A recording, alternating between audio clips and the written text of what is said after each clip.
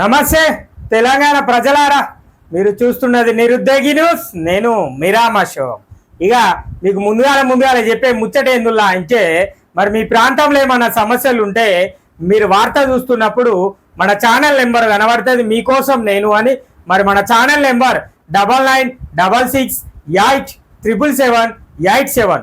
మళ్ళోసారి చెప్తా, 9966877787. మీకోసం నేను అని, ఇది మన ఛానల్ నెంబర్. మరి మీ ప్రాంతంలో ఏ సమస్యలు ఉన్నా కూడా వీడియో తీసి ఆ నెంబర్కు పంపియుర్రి, లేదంటే ఫోన్ చేసి చెప్పుర్రి. మరి మన ఛానల్ అక్కడ ఉంటుంది. ఆ సమస్యను ఉన్నతాధికారుల దృష్టికి తీసుకెళ్ళి ఆ సమస్య పరిష్కారం అయ్యేంత వరకు పోరాటం చేస్తాం. ఇక ఈ ముచ్చట మీరు గుర్తుపెట్టుకోవాలి. ఇక ఇవాళ వార్తలు చూద్దాం. మరి పెద్దపల్లి జిల్లాల ఈనాడు దినపత్రికను తీసుకొచ్చిన పెద్దపల్లి జిల్లా వార్తలు ఎట్లా రాసిండు, మరి ఎలాంటి వార్తలతోటి ఈనాడు జర్నలిస్ట్ అన్న మనం ముందుంచిండో చూద్దాం. మరి దీంట్లో ముఖ్యమైన అంశము, మరి ప్రజలకు ఉపయోగపడే అంశం ఏందో చూద్దాం ఇవాళ. ఇక దీంట్లో ఎన్నికల ఇది ఎన్నికల సమయము, అందరికి తెలిసిన ముచ్చట్టే. ఎన్నికలు ఉన్నాయి. ఇక పెద్దపల్లి పార్లమెంటు నియోజకవర్గంలో మస్తు మంది పోటీ చేస్తారు.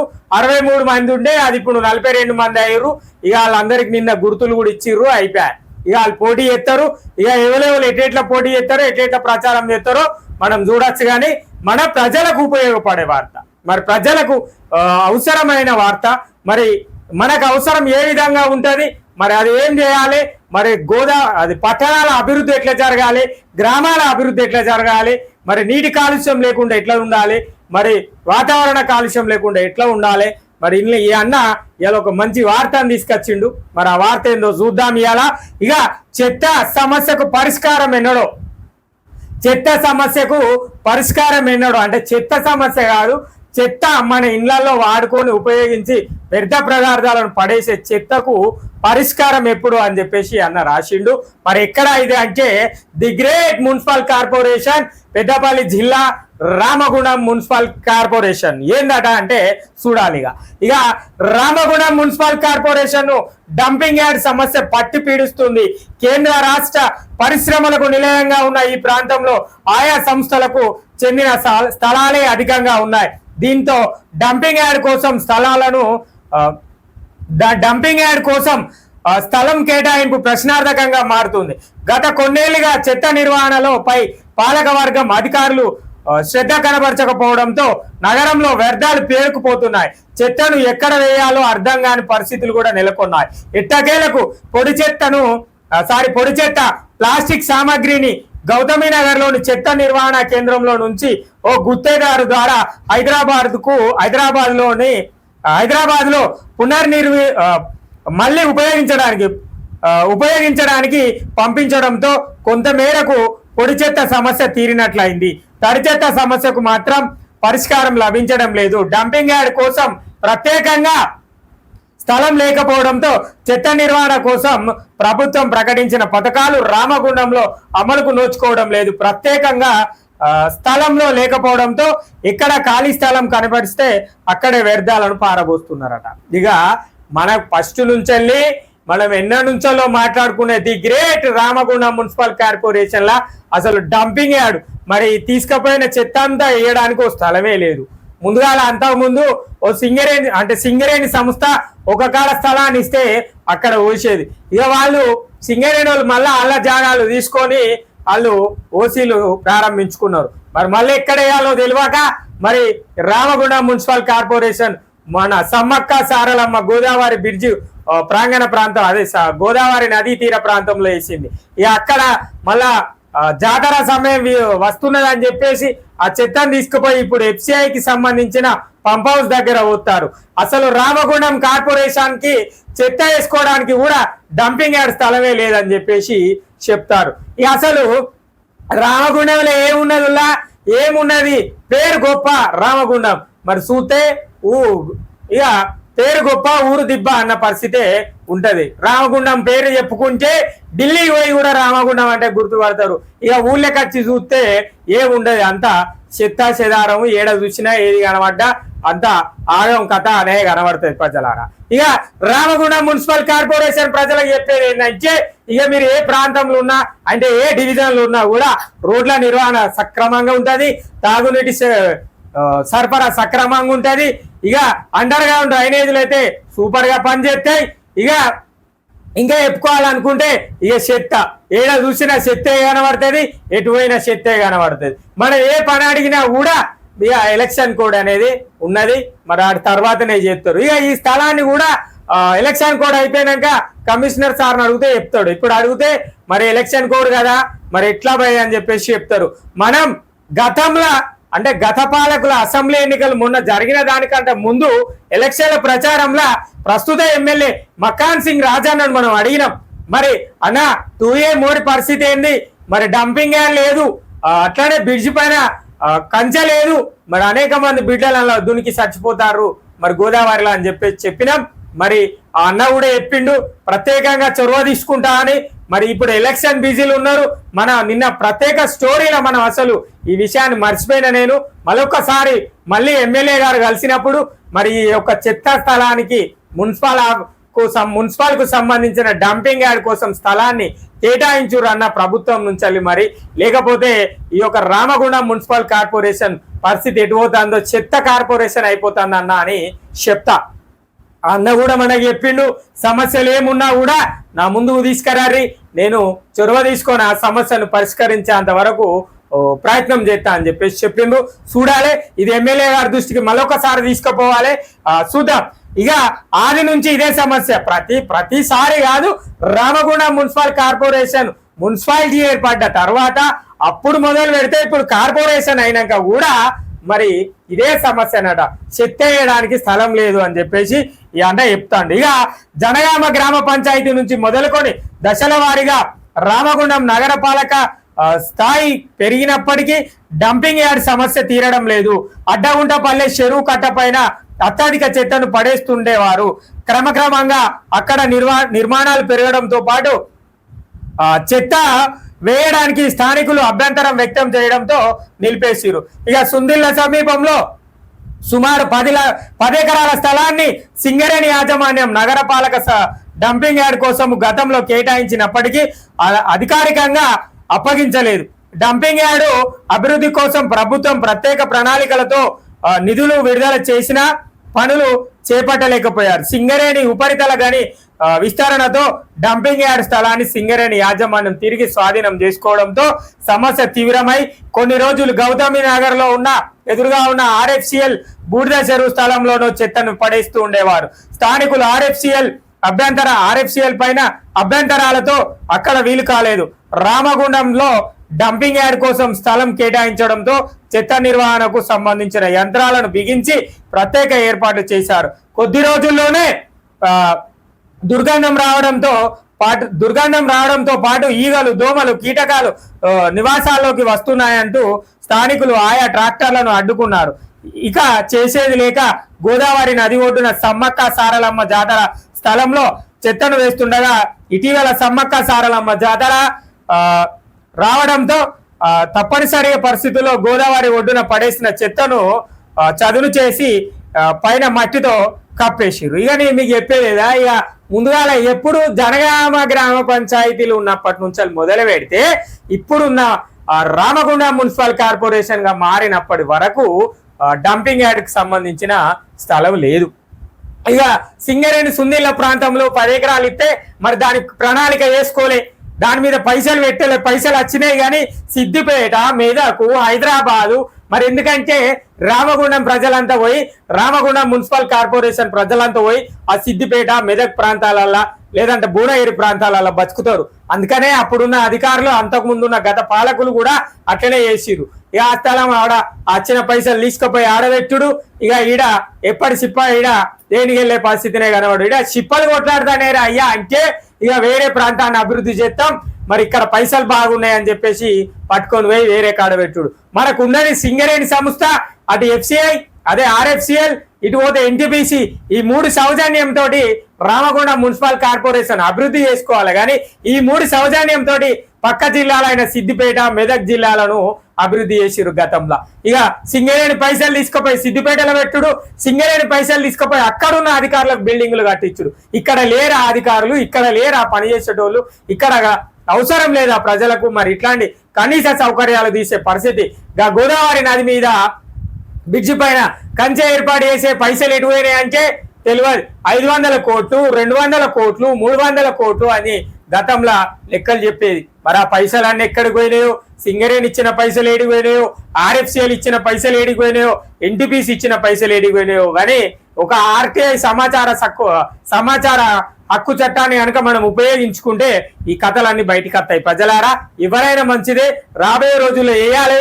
మరి ఎట్లా ఉంటది ఏంది ఈ యొక్క కార్పొరేషన్ పరిస్థితి అనేది చూడాలి.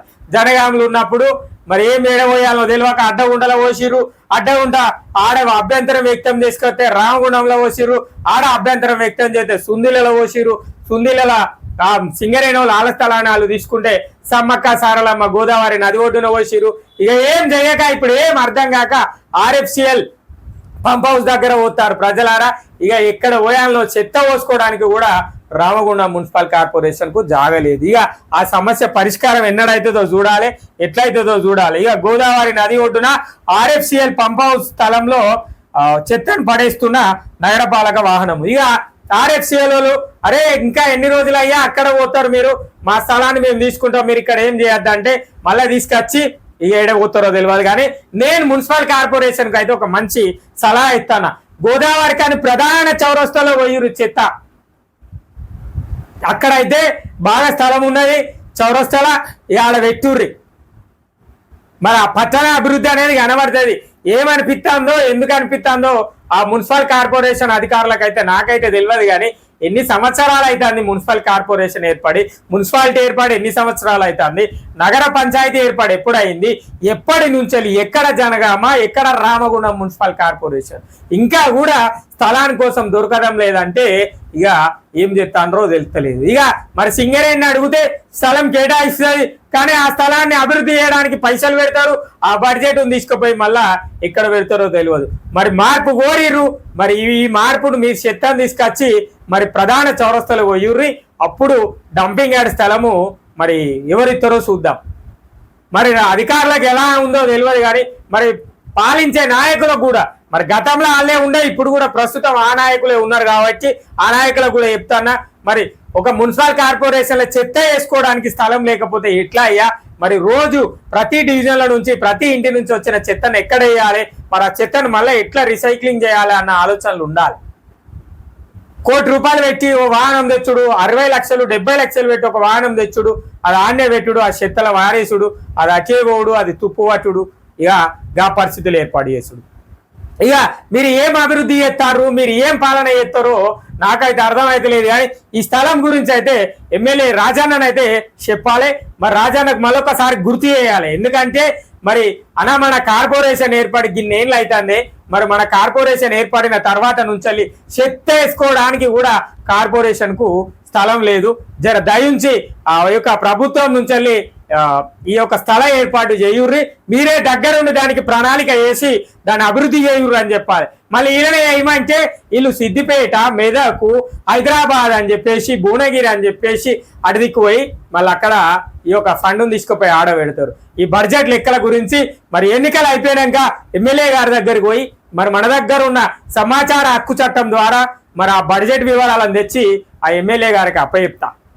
మరి ఇట్లానన్నా రామగుండంలో అభివృద్ధి కనబడుతుందో చూస్తా. ఇక తాజా పరిస్థితి, సుందిల సమీపంలో ఉన్న డంపింగ్ యార్డ్ స్థలాన్ని సింగరేణి స్వాధీనం చేసుకోవడంతో తాత్కాలికంగా రాముని గుండాల గుట్ట పక్కనే ఉన్న ఖాళీ స్థలంలో చెత్త వేయడం మొదలు పెట్టారు. కొద్ది రోజుల్లోనే PK రామయ్య కాలనీ వాసులతో పాటు ఆ రోడ్డులో వెళ్లాల్సిన గ్రామీణులు అభ్యంతరాలు వ్యక్తం చేయడంతో మానేశారు. ఇటీవల మూతపడిన మేడిపల్లి ఉపరితల గని క్వారీలో చెత్త నింపేందుకు చర్యలు తీసుకున్నారు. చెత్త ట్రాక్టర్లు క్వారీలోకి వెళ్లేలాగా ర్యాంపులు ఏర్పాటు చేసేందుకు నిర్ణయించిన ప్రయోజనం చేకూరలేదు.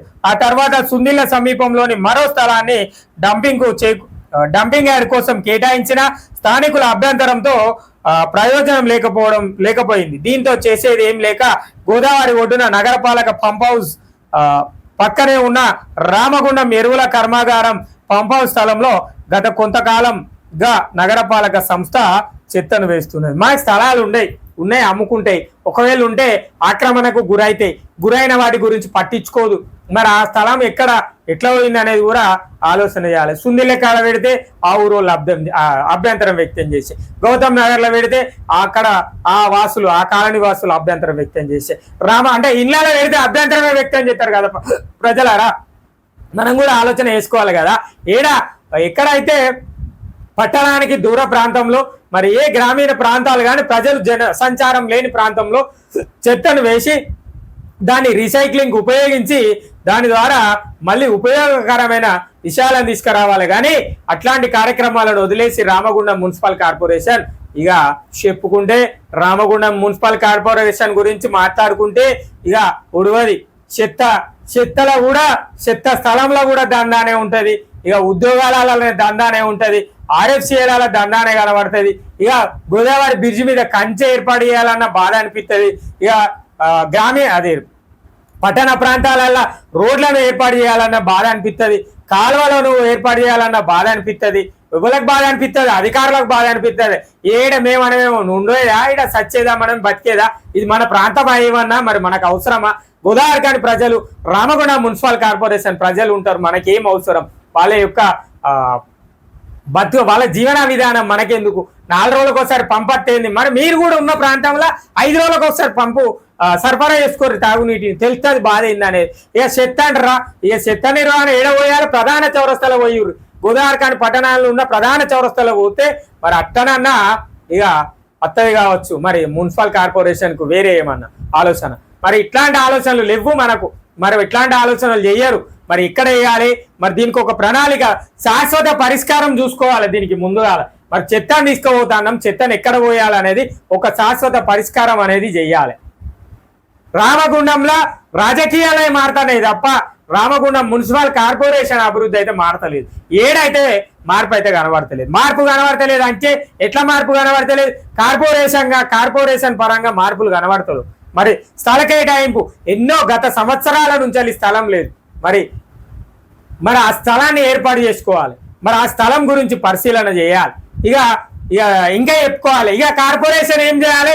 పట్టణ ప్రాంతంలో ఉన్న ప్రయాణికులు, అంటే పట్టణానికి వచ్చి వెళ్లే ప్రయాణికులకు ఓ బస్టాండ్ నిర్మాణాన్ని ఏర్పాటు చేయాలి. ప్రధాన చౌరస్తల గోదావరి కాని పట్టణ ప్రధాన చౌరస్తల తడకలేసి పందిరేసి అది ఒక ప్రయాణ ప్రాంగణాన్ని ఏర్పాటు చేశారు. దాన్ని కార్పొరేషన్ మరి ఏం ఆలోచన చేస్తుందో తెలుస్తలేదు. తీవ్రమైన ఎండలు కొడుతున్నాయి. మరి వచ్చిపోయే ప్రయాణికులు ఉంటారు, ఇతర ప్రాంతాల నుంచి వచ్చే వాళ్ళు ఉంటారు, గ్రామీణ ప్రాంతాల నుంచి ఇక్కడ హాస్పిటళ్ల కోసమో లేదంటే ఇతరత్ర అవసరాల కోసమో వచ్చే గ్రామీణులు ఉంటారు. మరి వాళ్ళందరి కోసం ప్రధాన చౌరస్తలో ఒక బస్ స్టాండ్ ఏర్పాటు చేయాలి. బస్ స్టాండ్ ఏర్పాటు చేతిరి, బస్ స్టాండ్లోనే సామూహిక మరుగుదొడ్లు కడితిరి. ఇక ఏం చేయమంటారు? మరి ప్రజలను ఏడుండమంటారు, ఎట్లుండమంటారో కూడా ఆలోచన ఎత్తలేదు. మరి కొత్త అధికారులు వస్తారు కార్పొరేషన్ల, మరి వాళ్ళకు కూడా కనబడతలేవు కావచ్చు. ప్రధానంగా కనబడే అంశాలు కూడా కనబడతలేవు. ఇక కొత్తగా వచ్చిన శ్రీకాంత్ సారు, అదే కమిషనర్ సారు, మరి సారు కొన్ని పనులు చేస్తాడు. మరి సార్కు పక్కన చెవులలో చెప్పే వాళ్ళు ఎట్లా చెప్తారో నాకు తెలియదు. కానీ నిజంగా సార్కు మాత్రం అవగాహనకు సారే ప్రత్యేకంగా ఒక్కడే తిరగాలి. ఈ పక్క పొంచి వాళ్ళని పెట్టుకొని తిరిగి ఈ ప్రాంతం ఏంటిది, ఆ ప్రాంతం ఏంటి, ఎందుకంటే సార్ ఈ ప్రాంత వ్యక్తి కాదు, ఈ ప్రాంత వాసి కాదు కాబట్టి ఈ ప్రాంత వ్యవస్థను వివరించాలి. కాబట్టి ఇక్కడున్న ఆఫీసర్లు మరి వాళ్ళు ఏం చెప్తారో ఎట్లా చెప్తారో వచ్చిన కమిషనర్ సార్లకు కానీ ఏ కమిషనర్ సార్ వచ్చినా కూడా ఈ చెత్త స్థలం గురించి, గోదావరి బ్రిడ్జి పైన కంచె గురించో, ఇంకా రోడ్ల నిర్మాణం గురించో, తాగునీటి సరఫరా గురించో చక్కగా చెప్పుర్రు జర సార్కు. సార్ చెప్తే సార్కి వచ్చిన ఆలోచనలు, సార్కున్న విధానాల ప్రకారంగా ఏదైనా ఒక ప్రయత్నం చేసన్నా శాశ్వత పరిష్కారం చూసే ప్రయత్నం చేస్తారు. లేకపోతే మీకు ఇంకొక ఆలోచన చెప్తా, మున్సిపల్ కార్పొరేషన్ అధికారులకు, ఇక మీ ఆఫీస్ వెనుక ఖాళీ స్థలం ఉన్నాయా, అందులో పోసుకోరు చెత్త, అప్పుడు తెలుస్తుంది ఆ వాసన, ఆ ఈగలు, ఆ దోమలు, ఆ బాధ. మరి మన పట్టణ ప్రాంతంలో ప్రజలు సంచారం చేసే ప్రాంతాలలో పోతే మరి వాళ్ళు అభ్యంతరం వ్యక్తం చేస్తే మీకు స్థలం లేక ఎఫ్సిఐ స్థలంలో పోసుకోవాలి. మరో స్థలాన్ని కేటాయించుకోరు. మీరు మారాలి. ప్రజలు మార్పు కోరి కరెక్టే కానీ అధికారులు కూడా రామగుండం మున్సిపల్ కార్పొరేషన్ అధికారులు కూడా మారితే రామగుండం మున్సిపల్ కార్పొరేషన్ అభివృద్ధి చెందుతుందని ప్రజలందరూ అనుకుంటారు. మీరు మారరు, మేం మారి కొత్త ప్రభుత్వాన్ని తీసుకొచ్చినాం. మరి వాళ్ళు ఇంకా మొదలు పెట్టలే, పనులు మొదలు పెడదామన్న సమయంలోనే ఎన్నికలు రావడం జరిగింది. మరి ఎన్నికల తర్వాత ఎట్లాంటి అభివృద్ధి కార్యక్రమాలు చేస్తారో చూద్దాం. ఇక వాళ్ళని కూడా ప్రశ్నించే అవకాశాలు వస్తే వాళ్ళని కూడా ప్రశ్నిస్తాం. ఇక రామగుండం మున్సిపల్ కార్పొరేషన్ కోసం ప్రత్యేక కథనాలు ఈ ఎన్నికల తర్వాత పంపితే, ప్రత్యేక కథనాలైంది, ప్రత్యేక స్టోరీలు లైవ్లు అందించే ప్రయత్నం చేద్దాం. ఇది ప్రజలారా ఈ యొక్క చెత్త సమస్యకు పరిష్కారం ఎన్నడో రామగుండం మున్సిపల్ కార్పొరేషన్ కు ఇక తెలుస్తలేదు. మరి ప్రక్షాళన చేయాలి. ఎమ్మెల్యే రాజ్ ఠాకూర్ గారు దీనిపైన కార్పొరేషన్ పైన ప్రక్షాళన చేయుర్రి అన్న. దయచేసి రామగుండం మున్సిపల్ కార్పొరేషన్ ప్రజలందరికీ అన్ని విధాలుగా అన్ని సకల కనీస సౌకర్యాలు కల్పించేట్టుగా ప్రయత్నం చేయుర్రు అన్న. ఇది మా విన్నపం. మా ఛానల్ ద్వారా ప్రజల తరపున, మరి మా ఛానల్ తరపున మీకు ఒక విన్నపం అనేది చెప్తున్నామన్నా. ఇది ఇవాళ చెత్త సమస్యకు పరిష్కారం ఎన్నడో ముచ్చట.